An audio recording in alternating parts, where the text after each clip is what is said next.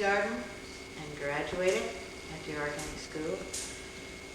I feel that I got a great deal out of the school in that it has helped me with my livelihood most of my life. Outside of having 4 children, it didn't have anything to do with that. But I was alive when I was here when Marietta Johnson was alive. However, she died when, I don't remember how old I was. 1938. Yeah, well, I was about 11 when she died. I did know her, not well, of course, but I did know her. Let me think, what else can I tell you? I think the thing I remember the most about the fun times at the organic school were the field days and folk dancing and working in the shop and in the arts and crafts and learning how to use my hands as well as my mind. I'm not too sure how well I can use my mind now, but outside of that I still use my hands. I work in silver. I made my living working in silver after I graduated from the organic school. And thoroughly enjoyed it. And then I went to the University of Alabama and met my husband. And after having 4 children, I was kept pretty busy. And so I didn't really pursue my silver work until I got home from after the children were grown. And when I say home, we had to move to Ohio for 8.5 years because they closed Brooklyn, and my husband worked at Brooklyn Field. And while I was up there, I pursued the field of art, of painting, and I had learned some in the organic school, but I hadn't been that interested in it until I moved up there. My mother was a very good artist, and I guess I always felt like I couldn't keep up with my mother. But when I moved up there, I decided I was going to try. And I do pretty well. So You do beautifully. Thank It's you. lovely. Thank you, Dad. Let's see, what else can I tell you? Well, you can show us, and talking about your art, Eloise, if you will. Well, I made what I have on, my earrings and my brooch and my chain. And I made my class ring, of course, when I was in school, a senior in 1946. I made this little ring in 1945 while in school. I still have many clay pieces that I did while I was in school that I'm very proud to have because it's fun and I still enjoy doing it. I've made a bust of my grandfather. I don't have it here, but I'm very proud of it. My daddy says it looks very much like my grandfather. And by the way, my grandfather taught in the organic school. He was principal for, I don't remember how many years, but, and my mother taught in the school, and I taught in the school for a little while. I was a substitute teacher because somebody got sick, I think, or had to leave or something. I taught for a year, I think it was, or maybe 2, I don't remember, with Mary Eva Howe, not Mary Eva, Mary Howe, who also went to the organic school. Now, what can I tell you? Did you take the teacher's training? No, I did not take the teacher's training. I didn't expect to teach. But you were very loved, and you were in the first life, if I remember. Yes. Taught first life. Taught first line. And we had a good time. We took them on field trips, taught them about the birds and the trees and everything that there is to have. And the thing that I loved when I was in kindergarten was the swimming pool. We had a swimming pool out in the back. And it was, probably up to my waist, but it was over my waist when I was a child, of course. That was fun. Some of the things that we did in kindergarten and first grade were take... First life. First life. I didn't use grades. That's right. We took, what is the kind of paper that's blue and it turns... Litmus paper. Litmus paper, and it turns white with the sunshine, and you put leaves and things over it, and it makes a reproduction on the paper. Anyway, that was fun. Now, Well, you're saying you pursue your art. You're still working with silver, aren't you? yes. Yeah, I made this year. Lovely things. And you're very active in the art academy, are you not? Yes. Daddy? I was up there this morning.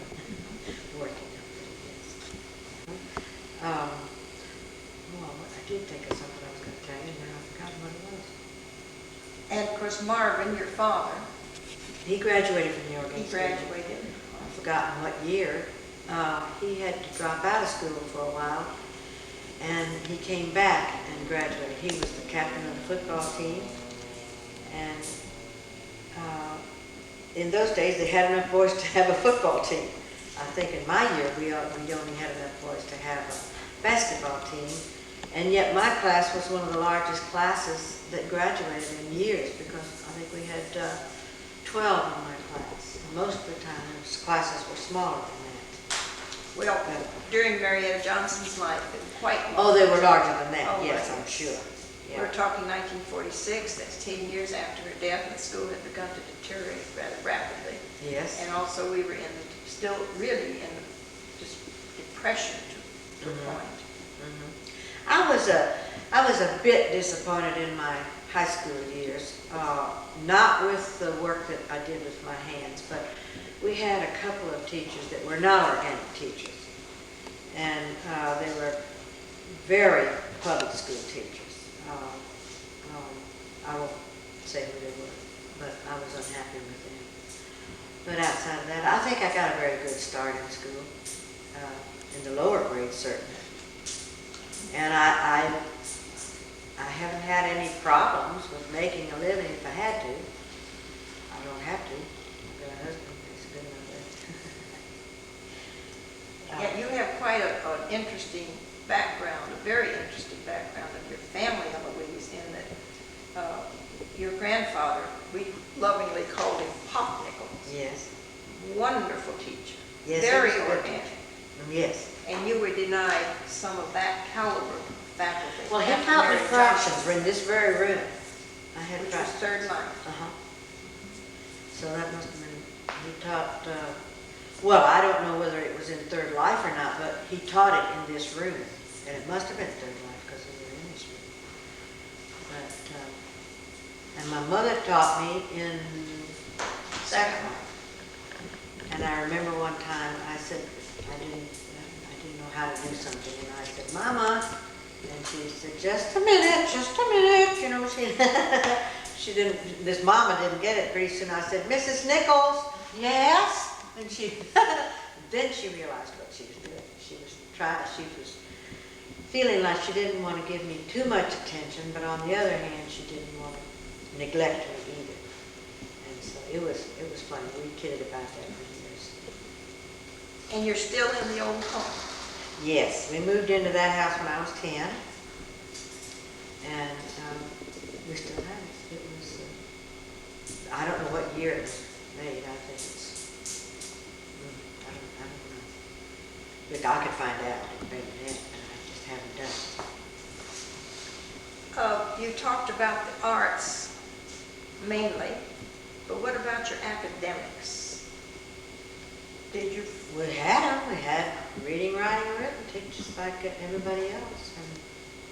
And, I don't know how they crammed it in, but we did. We crammed it in. And in my senior year, we went with a folk dance tour to Cleveland, Ohio, and had the time of our lives. I danced with people from all over the world, and it was so much fun.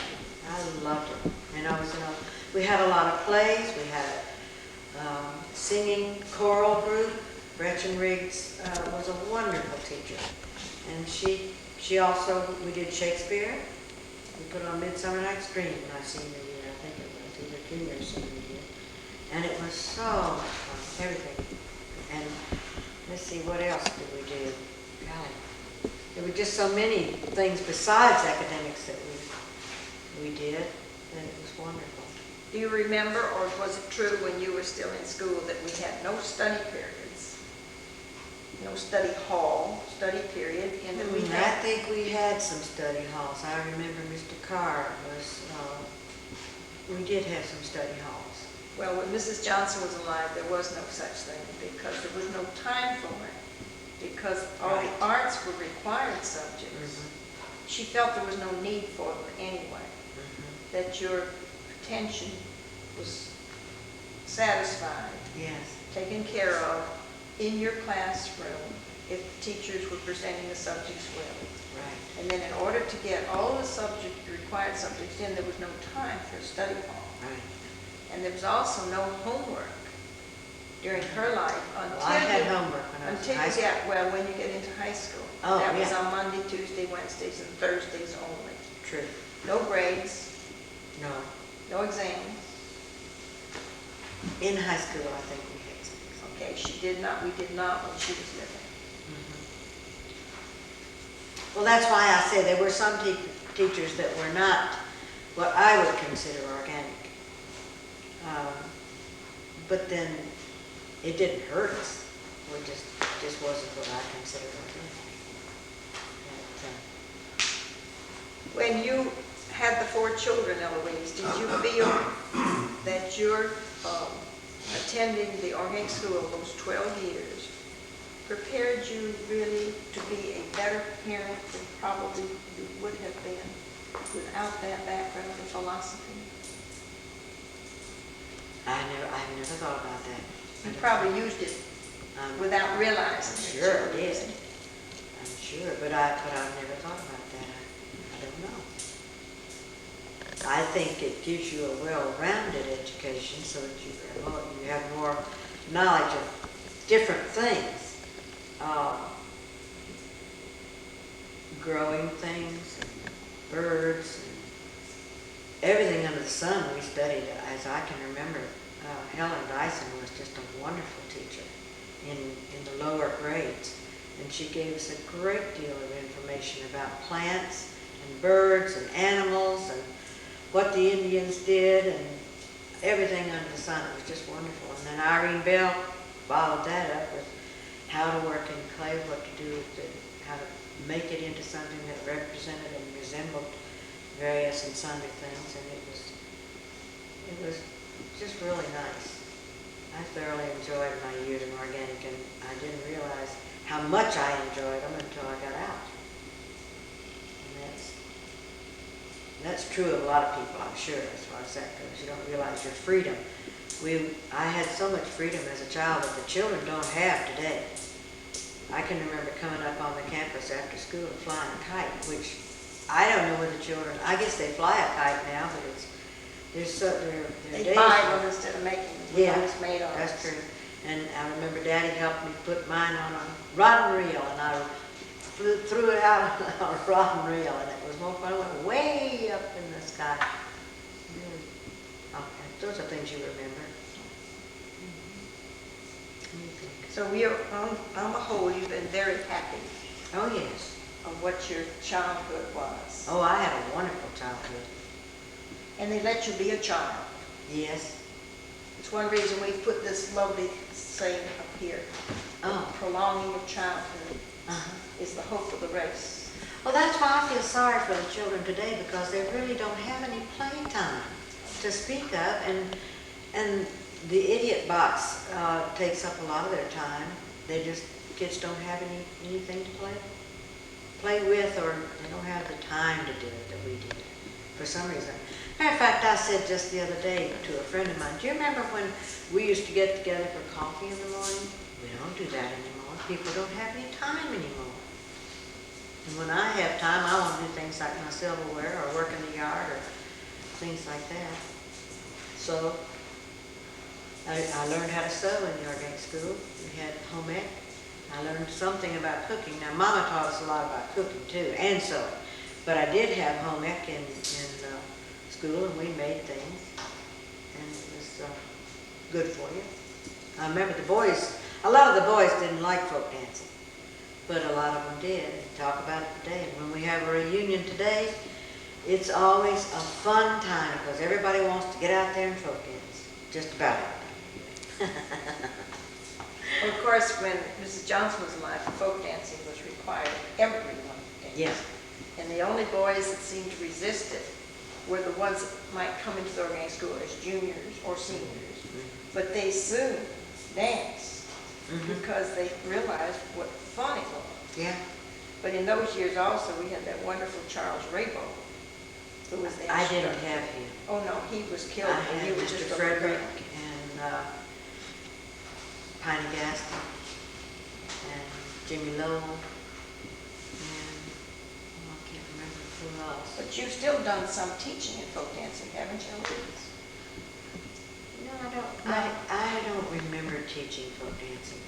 Okay. I don't think I ever So did. many of you all did come up to school and help Yeah. some.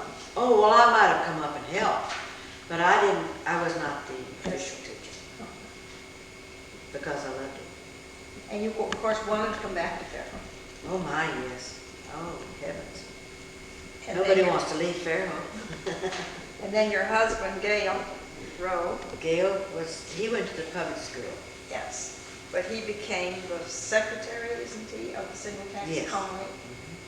And does a wonderful job with it, so he was steeped into the Henry George philosophy.